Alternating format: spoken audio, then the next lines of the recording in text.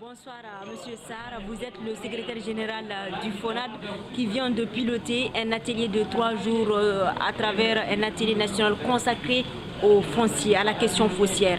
Quel est l'enjeu en fait d'une telle rencontre?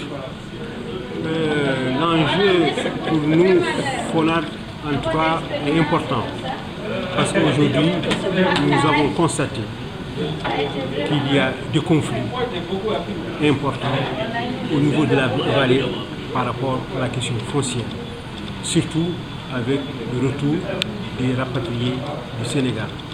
Et c'est pourquoi nous avons estimé qu'il faut faire cet atelier en essayant autant que possible d'impliquer tous les acteurs pour réfléchir sur des solutions pour que réellement la situation ne dégénère pas. C'était en tout cas l'enjeu que nous avons voulu donner ce caractère, d'autant plus qu'on a invité l'ensemble des acteurs sensibles à cette question. Voilà. Et c'est dans ce cadre que depuis 3 ans, vous, à travers le projet d'appui aux revendications au droit à l'état civil et foncière des rapatriés du Sénégal, que vous avez essayé de davantage travailler sur cette problématique jugée sensible par les participants. Tout à fait, parce que vous voyez, aujourd'hui le foncier est régi par une ordonnance qui date de 1983, qui a été prise dans certaines conditions et avec les différents décrets d'application. Mais ce que nous avons constaté, les autorités locales, donc les gouverneurs et les hakims, ont, je peux dire, sciemment détourné cette ordonnance de son objectif. C'est-à-dire c'est la distribution anarchique des terres des autres. Et aussi, en plus des événements de 89 aussi, on a créé encore un précédent très dangereux en essayant de mettre en conflit 2 communautés. Donc tout cela fait que nous avons estimé, pour calmer la situation, il faut que réellement on aille dans cette situation. Donc c'est un peu en tout cas notre vision par rapport à cette question foncière. À travers aussi ces projets, je pense que récemment vous avez mené une enquête. Une enquête au niveau de la vallée, je pense, que vous avez présentée lors de cet atelier. Oui, parce qu'effectivement, on a fait un document pour faire l'état de lieu de la situation dans la vallée. C'est pour qu'il y ait des témoignages, des personnes qu'on ne pense pas seulement à ces choses que nous inventons, mais sur la base des films et des témoignages pour attirer l'attention des autorités de la situation catastrophique que vivent ces populations qui, effectivement, sont là, devant la terre, qui ne sont pas exploitées, qui ne sont pas mises en œuvre et qu'on leur même empêche de travailler. Et surtout ces aménagements anarchiques qui viennent même jusqu'à priver les villages de leur espace vital, même jusqu'au niveau du cimetière.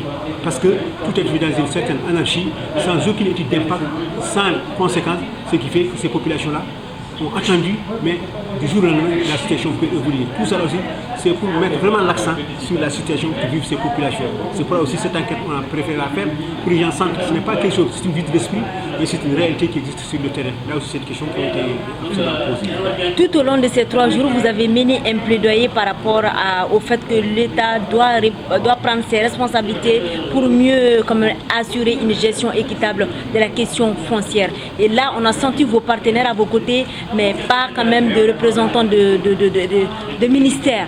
Quand même, est-ce que cela n'est pas déjà un manque ou une faiblesse peut-être qui peut handicaper votre marche par rapport à la concrétisation des revendications? Comme vous l'avez dit, c'est dommage. Pourtant, on a saisi les autorités les plus concernées par cette question. Mais jusqu'à présent, nous disons qu'il y a une certaine frilosité au niveau des pouvoirs d'aborder cette question. Alors que sachant que la situation, ils savent que cela existe sur le terrain. Mais comme on l'a dit, ils ne sont pas nos adversaires, ce sont des partenaires. Nous allons continuer, en tout cas, un travail de sensibilisation, de mobilisation, pour que réellement, eux et nous puissions travailler dans le même sens pour trouver des solutions consensuelles. Mais malheureusement, à chaque fois que des problèmes certains sont posés, on sent que les autorités, je ne dis pas qu'elles fuient devant nous, mais qu'elles négligent ces problèmes. Et alors que demain, s'il y a des conflits, s'il y a des situations imprévisibles, ils sont les premiers responsables. Parce que c'est quand même eux qui sont chargés de la gestion de la sécurité du peuple. C'est le premier mission. Mais nous constatons à ce niveau qu'il y a un déficit par rapport à le traitement de ce genre de dossier. À l'issue de cet atelier, quelles sont les recommandations fortes qui sont ressorties par les participants? D'abord, la première chose, comme je dis, il faut qu'on puisse d'abord faire un inventaire réel de la situation.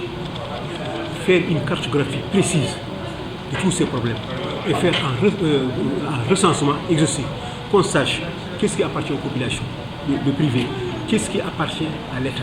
Même si l'ordonnance 83 dit que les terres appartiennent à la nation et que tout citoyen peut en bénéficier dans cette condition, il faut qu'on le sache. Mais aujourd'hui, personne ne le sait. C'est pourquoi un hakem qui affiche pour dire aux populations, il faut prouver dans 60 jours ce vote. Alors que c'est le contraire qui devrait être fait.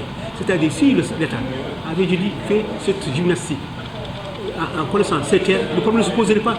On sait que demain, s'il y a un investisseur qui est intéressé par les terres, il sait que ça sont les terres et ça ne posera aucun problème. Mais quand il ne sait pas quels sont ces investisseurs, quelles sont les terres qui lui appartiennent, effectivement, ça crée la confusion. Et je crois que c'est à ce niveau que l'État a une grande responsabilité par rapport à ce qui se passe. Alors qu'il suffit seulement des choses assez simples que l'État peut entreprendre au niveau de ses autorités nationales et locales pour vraiment essayer de trouver des solutions par rapport à cette question. En tout cas, c'est surtout aussi ce qui nous anime pour continuer à attirer l'attention sur ce genre de choses. J'espère que les gens nous comprendront, mais en tout cas, nous allons continuer à travailler dans cette dynamique. Une dernière question, ce projet prend fin le 28 juin prochain. En termes de perspectives, qu'est-ce qui est prévu pour un peu pérenniser quand même les acquis d'une telle action? Vous savez que nous avons déjà mis en place des observatoires du FONA au niveau de tous ces sites. Et Dieu merci aussi, nous avons un projet qui va démarrer incessamment, qui va être la continuation de ce que nous avons entrepris. Et nous aussi, parce que nous avons dit, il ne faut pas seulement que nos activités s'arrêtent avec un projet, parce que ça n'a pas le sens, mais c'est de permettre de pérenniser l'action.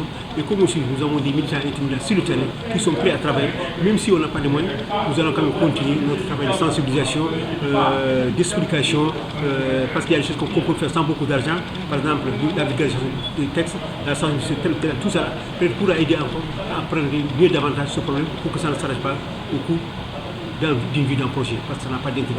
Un peu, c'est notre mission du FONAN, c'est notre vision, et nous allons aussi faire, dans la mesure où nous avons aussi des partenaires qui sont prêts à nous accompagner, de les saisir pour que réellement nous puissions continuer dans l'intérêt du peuple mondial, dans l'intérêt des populations, pour une véritable réconciliation, pour une véritable cohésion sociale. En tout cas, c'est l'ambition du FONAN que nous avons par rapport à ce genre de questions.